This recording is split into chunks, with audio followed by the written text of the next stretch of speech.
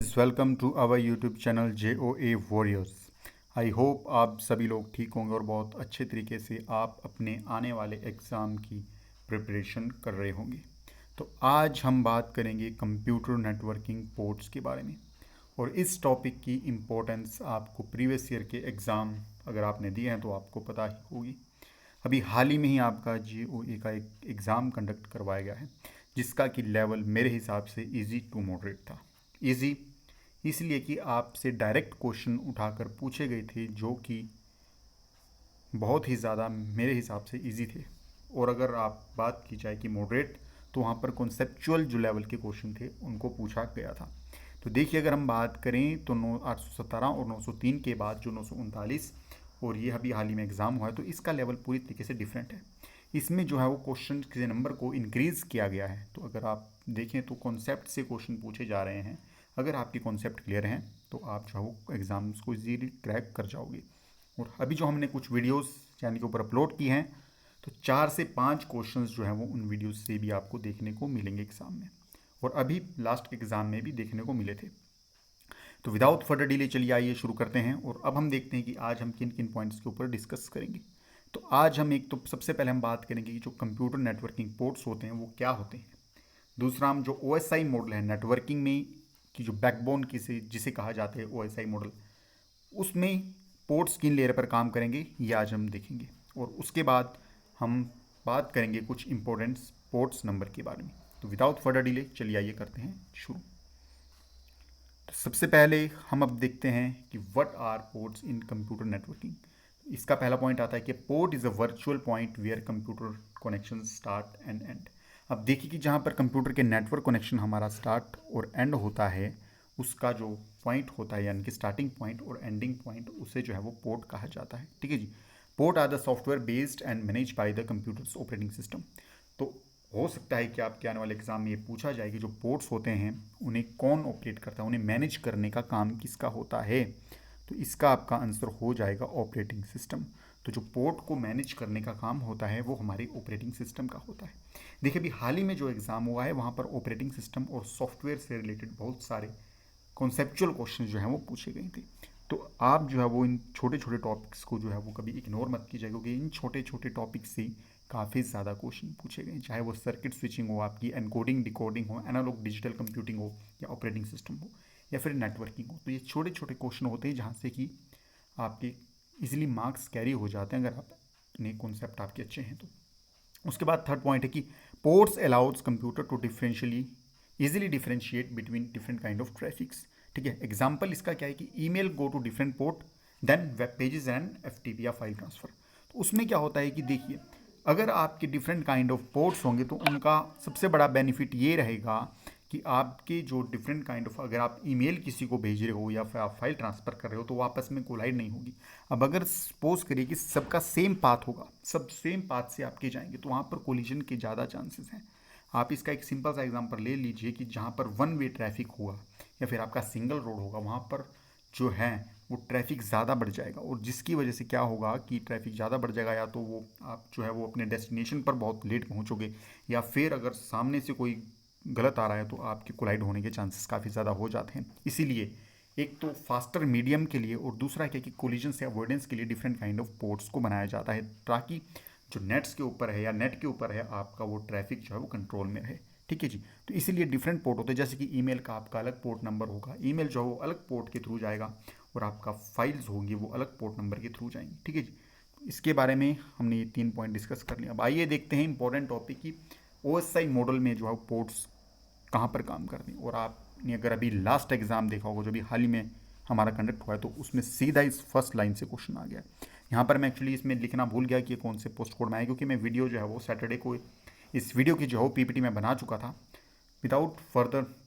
जो कुछ रीज़न थे जिनकी वजह से कि I was just out of station, तो जिसकी वजह से मैं वीडियो को पब्लिश नहीं कर पाया, तो ये सैटरडे को हमने PPT बना के रखी। तो आपका जो अभी एग्ज़ाम कनेक्ट हुआ था उसमें सिंपल सीधा पूछा गया था फर्स्ट लाइन से कि आपके पोर्ट होते हैं वो कौन सी लेयर पर काम करेंगे।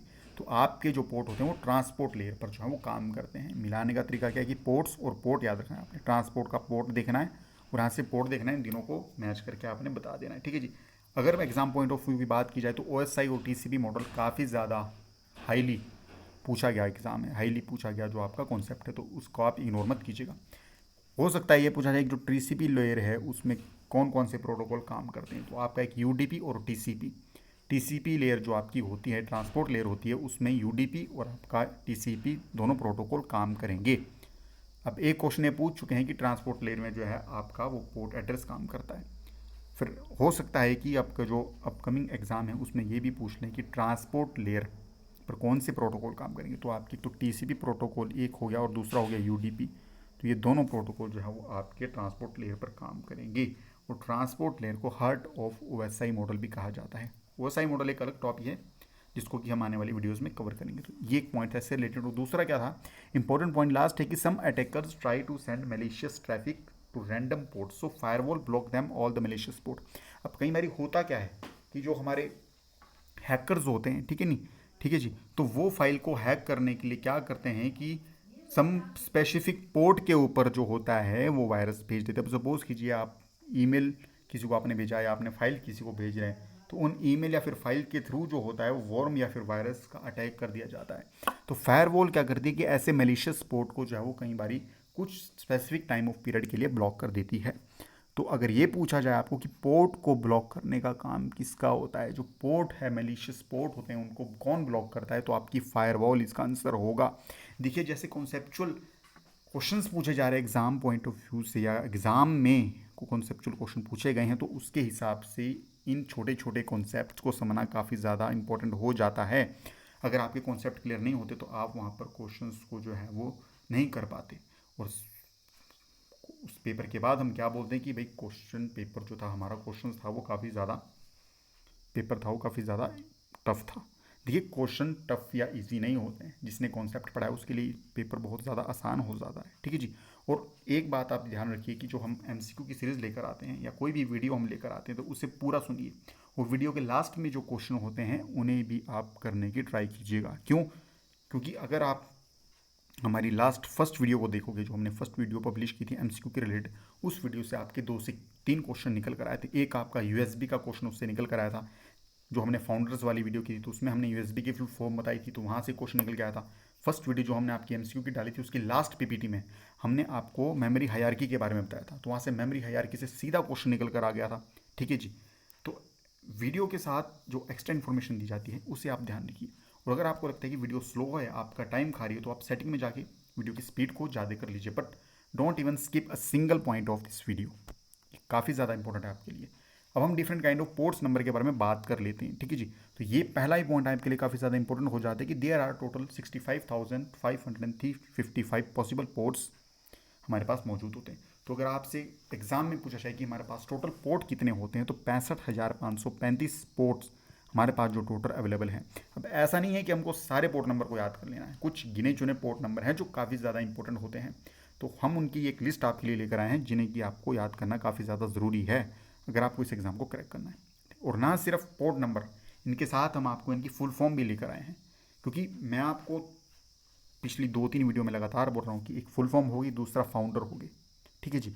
ये ऐसे टॉपिक हैं जो आपके फ्री के नंबर आपको देंगे, फुल फॉर्म होगी, फाउंडर होगी, फ्री के नंबर आपको देंगे, तो इन्हें मिस मत कीजिएगा। चाहे आप कॉन्सेप्चुअल पेपर हो या फिर न्यूमेरिकल पेपर हो, 817 का हो, 903 का हो, आपका पोस्ट कोड 1000 का हो या फिर 939 का हो, वहाँ से ये जो 2-3 टॉपिक हैं आपके, इनसे पूछे ही गए हैं क्वेश्चन, तो इन्हें स्किप मत कीजिएगा।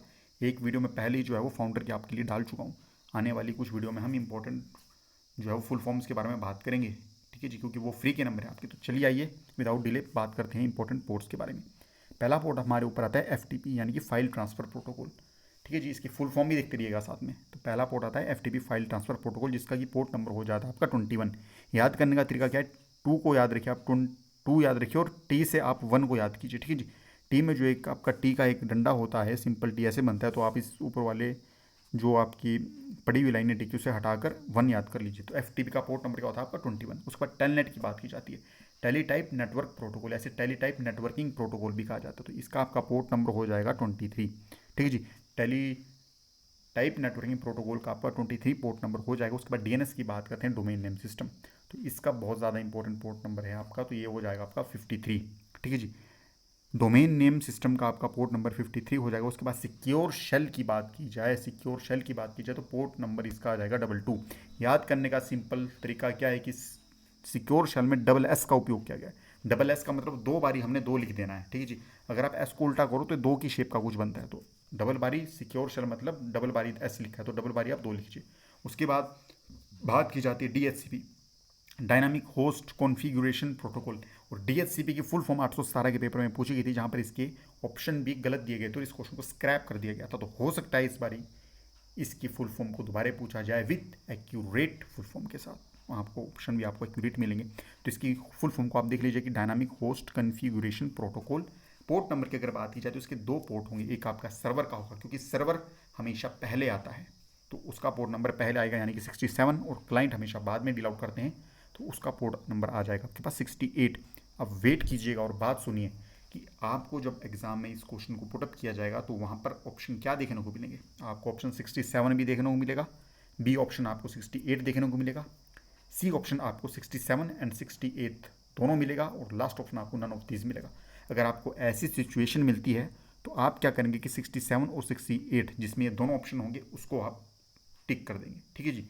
यूँ नहीं कि यार 68 को ही किया 69 को ही किया, नहीं, 68 और 69। अगर सी ऑप्शन में आपको 67 और 68 अगर आपको सी ऑप्शन में दिया हो, ठीक है जी, सी ऑप्शन में अगर आपको 67 और 68 दोनों दिया हो तो आप सी ऑप्शन को ही क्लिक करेंगे, क्योंकि वहाँ पर आपको स्पेसिफिकली बताया नहीं गया है कि सर्वर के बारे में पूछ रहे हैं, क्लाइंट के बारे में पूछ रहे हैं, ठीक है जी। तो ये चीज़ आप हमेशा ध्यान रखिएगा। फुल फॉर्म इसको एक बार दोबारा देख लीजिएगा, ये बहुत ज़्यादा इंपॉर्टेंट है, डायनामिक होस्ट कॉन्फ़िगरेशन प्रोटोकॉल। और इस सबसे स्लाइड्स के सबसे लास्ट में हमने कुछ प्रैक्टिस सेट भी आपके लिए लेकर आए हैं, तो उन्हें भी आप एक बार ज़रूर कमेंट डाउन के उनके आंसर हमें कीजिएगा, कमेंट करके उन्हें आंसर हमें बताइएगा कि इनके सही आंसर क्या होंगे, ठीक है जी। आगे चलते हैं एसएमटीपी के बारे में, सिंपल मेल ट्रांसफ़र प्रोटोकॉल। इसका आपको जो पोर्ट नंबर देखने को मिलेगा वो आपको देखने को मिलेगा 25। एसएमटीपी का आपको पोर्ट नंबर देखने को मिलेगा 25। नेक्स्ट आपका पोर्ट नंबर जाता है पीओपी वर्जन 3।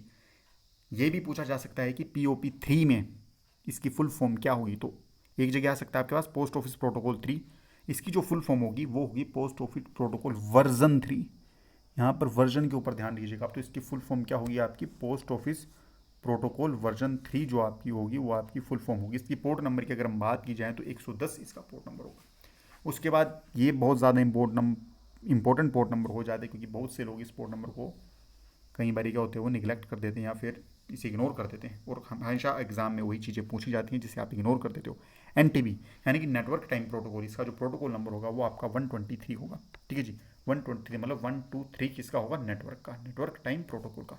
उसके बाद आई मैप की बात की जाती है, इंटरनेट मैसेजिंग एक्सेस प्रोटोकॉल। याद कर लीजिए इसकी फुल फॉर्म, प्रोटोकॉल से नहीं पूछा तो फुल फॉर्म से आने के पूरे चांसेस हैं कि इंटरनेट मैसेजिंग एक्सेस प्रोटोकॉल।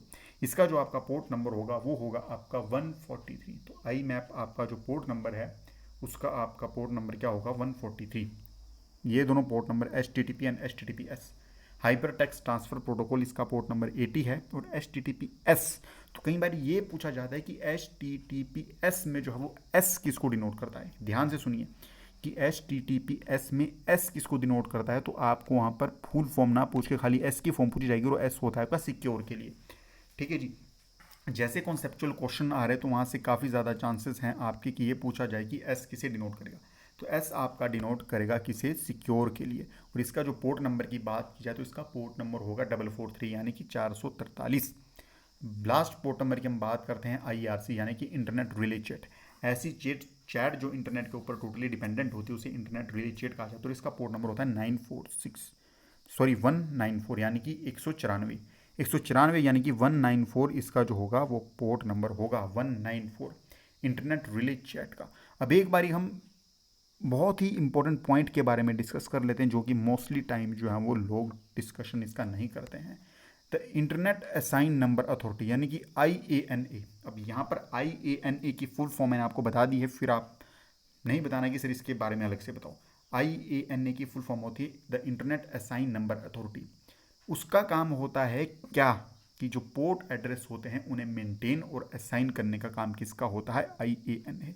बहुत ज़्यादा इंपॉर्टेंट क्वेश्चन बन जाता है पोर्ट नंबर से।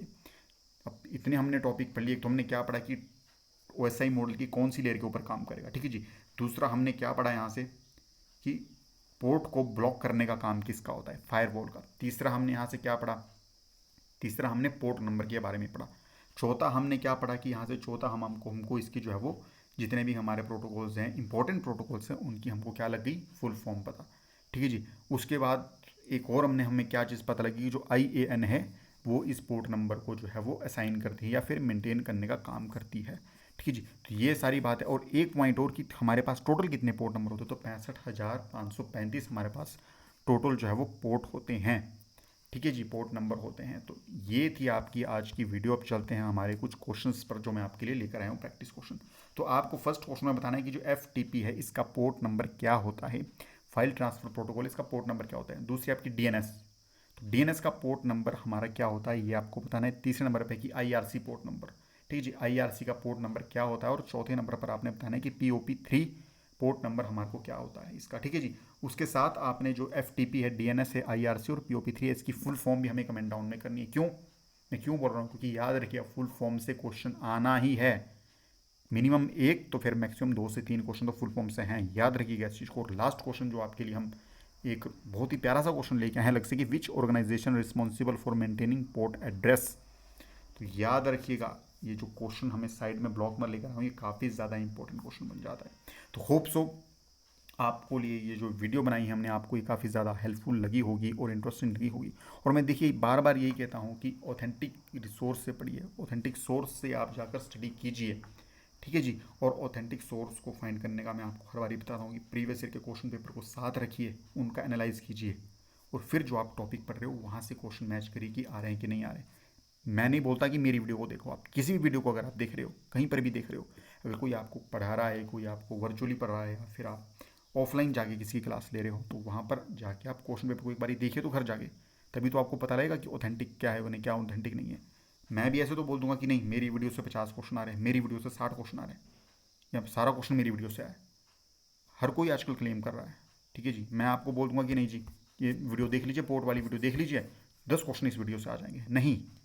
क्या करिए कि साइड में एक क्वेश्चन पेपर रखिए प्रीवियस ईयर का, और वहाँ से देखिए कि क्या क्वेश्चन बन रहा है।